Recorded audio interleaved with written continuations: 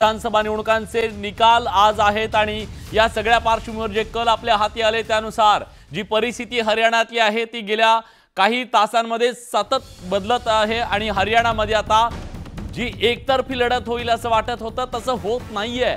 हरियाणामध्ये भाजपने जोरदार कमबॅक केलेला आहे। भाजप 47 जागांवरती आघाडीवर आहे। काँग्रेस मात्र इथं थोडंसं पिछाडीवर पडलेला आहे। 10 जागांचे त्यांच्यामध्ये फरक आहे। 37 जागांवरती काँग्रेस आहे, पण लढत मात्र अतिशय काटेकी टक्कर होते हे दिसतंय। सुरुवातीला एक्झिट पोल मध्ये ज्या प्रकारचं चित्र होतं ते चित्र मात्र बदललेलं आपल्याला पाहायला मिळते। या सगळ्याबद्दल आपण चर्चा करणार आहोत। आपल्यासोबत मान्यवर पाहुणे आहेत। आपल्यासोबत माझ्यासोबत स्टुडिओमध्ये अभय देशपांडे सर आहेत, ज्येष्ठ पत्रकार। माझ्यासोबत मिलिंद आव्हाड जे आहेत, जेएनयूचे प्राध्यापक। काँग्रेसचे प्रवक्ते अतुल लोंढे आपल्यासोबत आहेत। किशोर तिवारी आहेत आणि वसंत भोसले सर सुद्धा आहेत। सुधीर मुनगंटीवार आता आपल्यासोबत फोन लाईनवरून जोडले गेलेले आहेत। मुनगंटीवार साहेब, म्हणजे काहीसं असं झालंय जज्बात बदल गए वगैरे असं काहीतरी घडलं का तुमच्या बाबतीत? नाही, मला असं वाटतं की हरियाणाच्या निवडणुकीमध्ये भारतीय जनता पार्टीच्या कार्यकर्त्यांनी पूर्ण शक्तीने आपला विचार मतदारांपर्यंत पोहोचवण्यासाठी कष्ट केले, परिश्रम केले आहे। मागे 10 वर्ष जनतेने या ठिकाणी आम्हाला कौल दिलाय। आता मला वाटतं निवडणुकीचे अंतिम निकाल येईपर्यंत आपण वाट बघितली पाहिजे। कष्टामध्ये भारतीय जनता पार्टी कुठेही कमी राहिली नाही, परिश्रमामध्येही कुठे कमी राहिली नाही।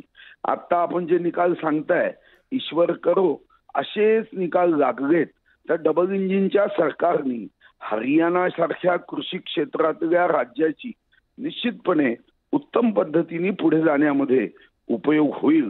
डबल इंजिन सरकार हे चांगलं काम करतं आणि आपण बघितलं असेल की महाराष्ट्रामध्ये जेव्हा महाविकास आघाडीचं सरकार होतं तेव्हा 2 वर्ष 8 महिने प्रत्येकाला एकच डायलॉग ऐकावा लागायचा, केंद्र मदत करत नाही, केंद्र मदत करत नाही।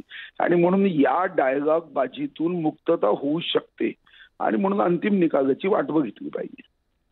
बर, ठीक आहे, धन्यवाद सर, तुम्ही न्यूज 18 लोकमतशी बोललात त्याबद्दल। तर आता भाजप काँग्रेसमध्ये जोरदार टक्कर आहे।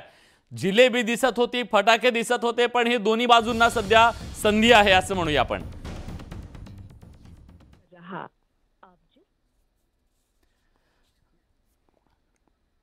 अतुल लोंढे आपल्या सोबत आहेत।